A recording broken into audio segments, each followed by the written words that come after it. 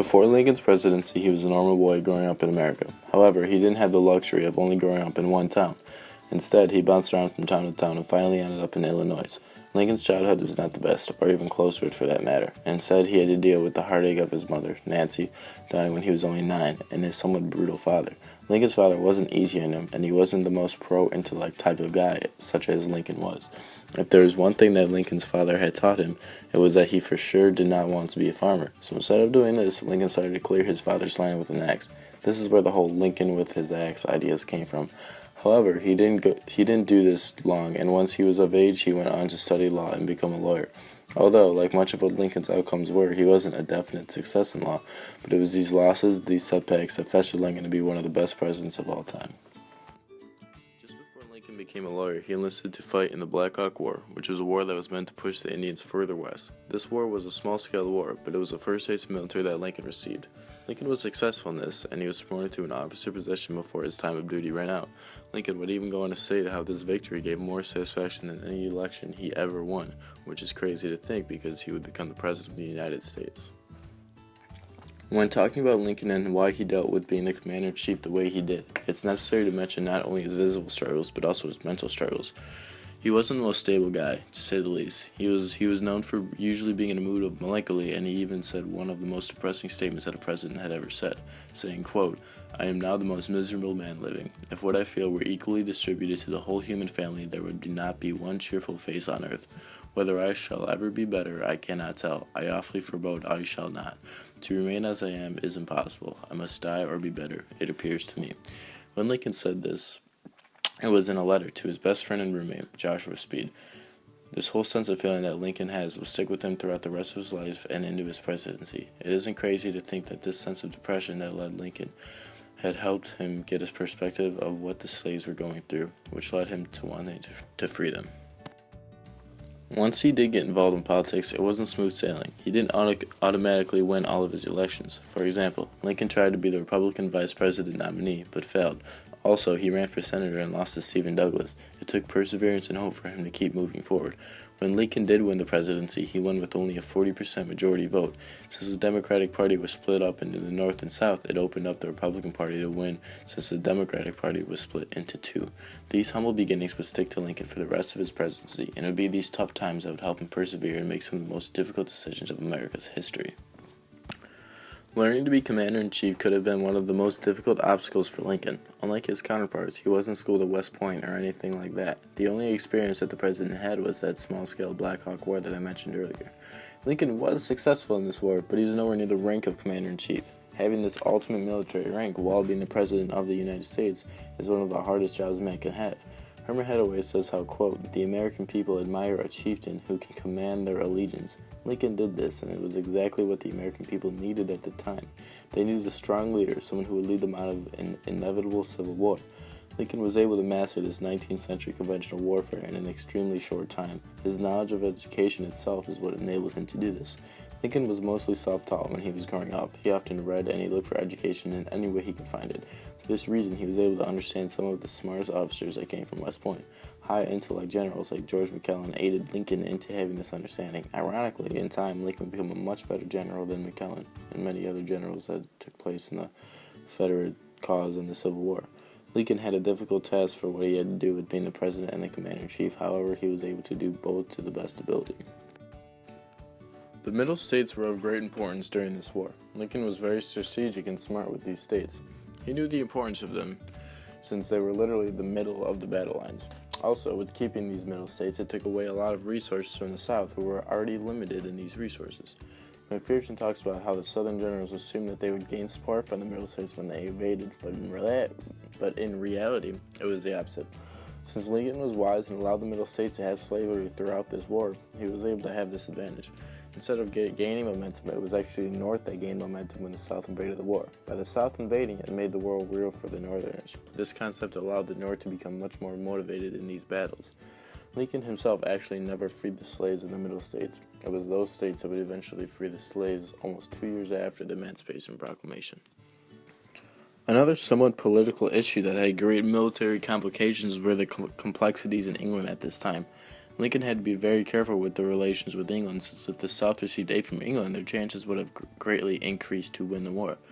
The thing that helped the North in this position was that the South was obviously pro-slavery, and England was not. They had their own abolition movement before America, and they were not about to help keep slavery around in America. They ended slavery in 1833, 30 years before it was outlawed in the United States. So Lincoln had to be sure he was on good terms with England, and he did some interesting things to do that. To start off, he responded to the working men of England who addressed him in a newspaper article. This newspaper article said how, since they were aware of the whole slave aspect of war, they said, quote, "My prayer is that it will fail of its diabolical purpose." With this attitude, it was sure that England was pro-abolition, and that they wouldn't aid the South in prolonging slavery. Interestingly enough, Lincoln actually responds to this Manchester newspaper. In his response, he talks about how foreign intervention could greatly change the outcome of the war. This is true, and Lincoln did everything right in order to stop foreign invention. Lincoln faced political issues in this war with people being his allies, or at least not against them, like the Middle States and England. However, he was also forced to do this with his generals. His generals were political, and not in a good way. Grudges were held, disputes were often, and it made it hard to get the job done. Despite all of Lincoln's great ideas in the Civil War, his method of appointing generals may have been one of his worst. One example of a political general that Lincoln appointed was Nathaniel P. Banks. Banks was a politician, and there was no arguing that it was fact. He was a former Speaker of the House of Representatives and was the governor of Massachusetts. What he did to become a major general was questionable, to say the least, but Lincoln appointed him, and when he did, he eventually fell victim to Stonewall Jackson in the Shenandoah Valley.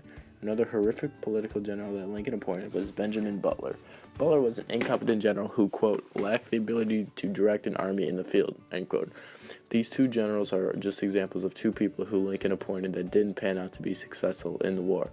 Political generals were also negative, since there are always two sides in politics, and some generals were on the other side. The best example of a general against Lincoln was McClellan. McClellan was yet another incompetent general who was the opposite of Lincoln in almost every way. His schooling was the opposite. He graduated at West Point and second in his class. His military ideals were different. He was one of the most conservative, passive generals of this time period. And, of course, his political ideas were opposite of Lincoln, with him being a Democrat. A great example of McClellan's great passiveness was one that made Lincoln increasingly angry, was when he had the plans to the Confederate strategy. He knew where the Confederates were and he knew how vulnerable they were. He even telegraphed Lincoln saying how susceptible the Southern troops were. However, he waited and waited until 4 days had passed, and by that time Lee's army wasn't separated and not nearly as vulnerable. McClellan had the chance to end the war, to force the Confederates back into the Union, and to end the great deathly battles of the Civil War, but he didn't attack, and the bloodbaths continued. Interestingly enough, if McClellan would have successfully taken down the Confederates in this battle and forced them to rejoin the Union, slaves might have then lasted longer in America, since it was before the Emancipation Proclamation was addressed by Lincoln. The Emancipation Proclamation was what literally proclaimed emancipation for the slaves of the seceded states. If Lincoln and the Confederates would have preserved the Union sooner, Lincoln might have taken longer to address this. The Emancipation Proclamation had much more thought into it than one would have thought. In this day and age, it's easy to think that it was just given, that it was almost implied, but this is far from the case. In reality, Lincoln waited to address this for the perfect time.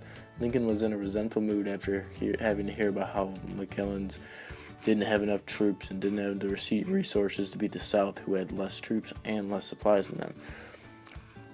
And because of this, Lincoln wanted to address this Emancipation Proclamation. However, the Union was not in a good state at this time, and William Seward, the Secretary of State at the time, advised Lincoln to postpone his proclamation until the Union had military success, or else the world would view this as, quote, the last measure of an exhausted government.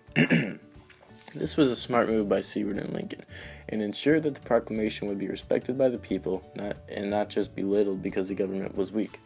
The Emancipation Proclamation was eventually spoken on January 1st, 1863, just 3.5 months after the major turning point of the war, the Battle of Antietam. Lincoln and McClellan will always be compared in history because they were both very high in the military rankings of the United States, and they had very differing views. They disagreed on many aspects of war, ideas, and even their personalities clashed. Their arguments became somewhat heated, and as the war came to a close, it was obvious who was right and who was wrong. Lincoln was indubitably right. McClellan would go on to have books written about his failures, while Lincoln about his greatness. Lincoln would go on to be known as one of the best presidents of American history, winning 2 terms and beating McClellan in the second election, while McClellan really only had his diploma at West Point to be proud of.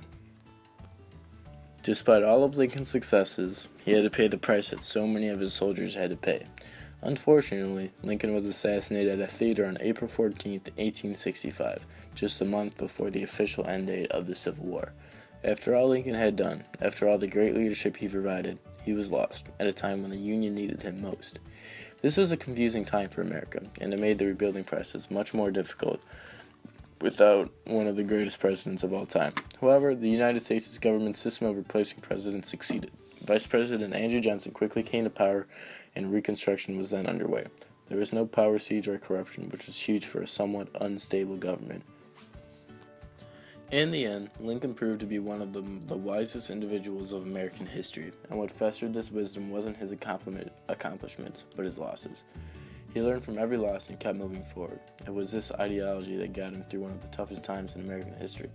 The greatest journalist of the Union, not McClellan, noticed this wisdom. Ulysses S. Grant continually mentioned how great Lincoln was, and how he was so willingly to accept guidance. This was needed to be a great president and commander-in-chief. Lincoln's humbleness was one of the many reasons as to why he was able to be so successful.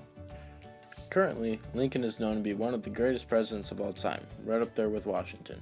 His praise and noteworthiness is shown in many different ways. For one, there are books written for how great he is. Secondly, he was on 2 of the most credible monuments in the United States. His face appears on Mount Rushmore, and the Lincoln Memorial is one of the best memorials that someone could ask for.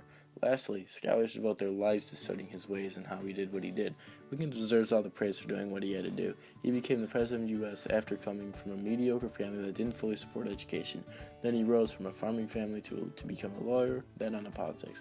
He persevered throughout losing elections and kept moving forward. Eventually, he became the president of the most divided country in the world and had the seemingly impossible task of preserving the Union.